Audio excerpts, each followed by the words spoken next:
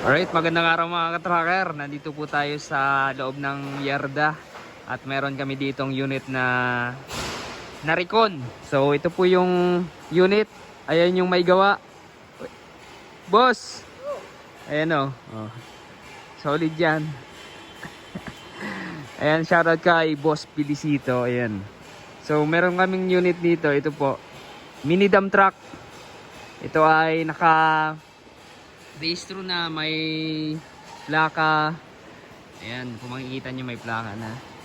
So ito po ay, ang year model nito ay 2023 model.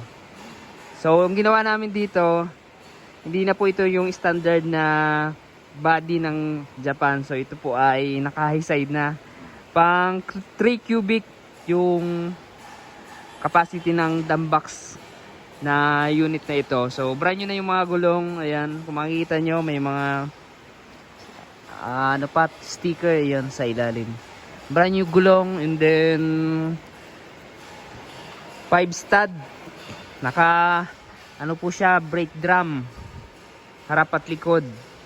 Ayan, 6-wheeler 4x2, color white yung pintura. Dito po mga ka-tracker, marami kasing nagtatanong sa atin, kala nila meron ng recondition unit. So dito ang pagbili ng unit ay ang mga available unit po namin ay as is condition pa, saka lang namin nire-recondition kapag nagustuhan ng client. Depende sa gusto niyang pagkakagawa or pagkakayari. Ayan. So ito yung gusto ng client, kaya ito yung final output. So may mga pa yan, rain gutter, color white. Ayan. Yung retain paint yung ginamit na pintura.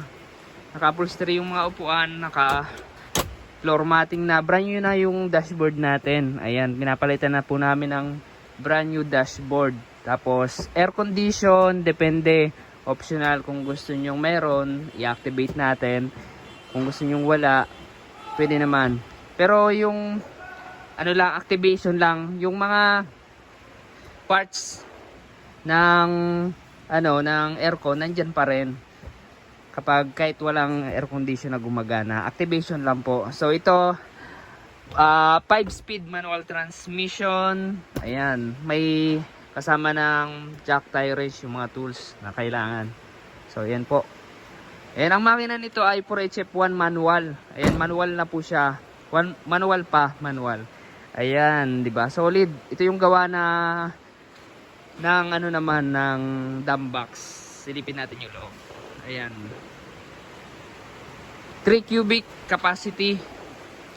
Ayan, kung gusto niyo dito mas maganda, palitan niyo na ng gulong. Pwede naman kayo na yung mag-provide, kayo na yung mag-supply, kakabit na lang namin.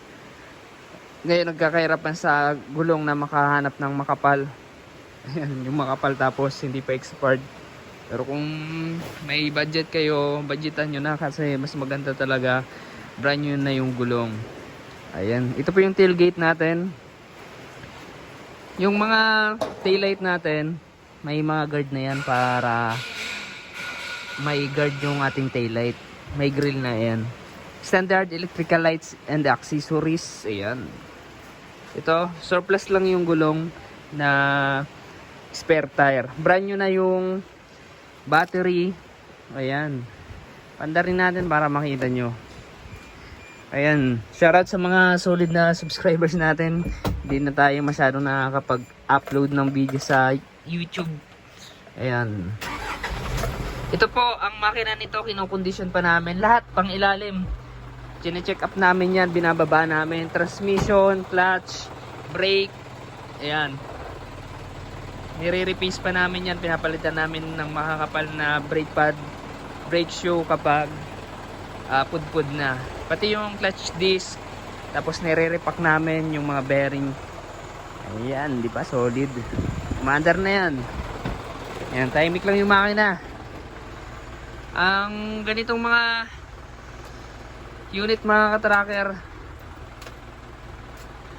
ayan, gumagana po lahat ng accessories niya. Ayan, diba? Solid. Kompleto po yan. Dito ang ganitong unit, nagre-range siya ng 920,000 pesos to 980,000 pesos. Depende sa pagkakayari kasi yung iba may mga additional. Ayan. And may running guard na rin yan. Tapos ito, kinapala na yung ano nito, yung mga molye, dinagdaga na.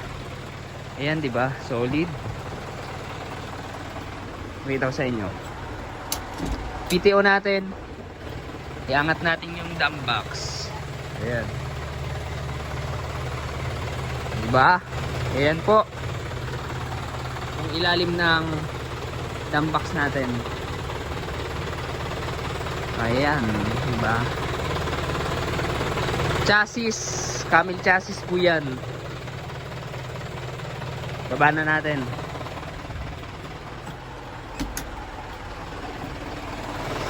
Yung pagbaba, gravity lang yung nagpapababa dyan.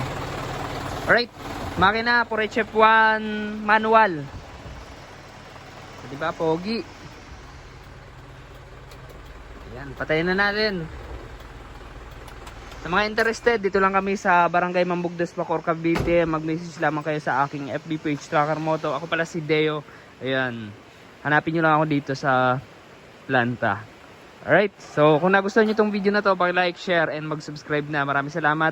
Paki-follow na rin ang ating FB page. Sa mga gusto mag-inquire, dun kayo mag-message sa aking FB page, Trucker Moto. Alright, so meron din tayong TikTok account. Paki-follow rin. Maraming salamat. God bless. Bye-bye.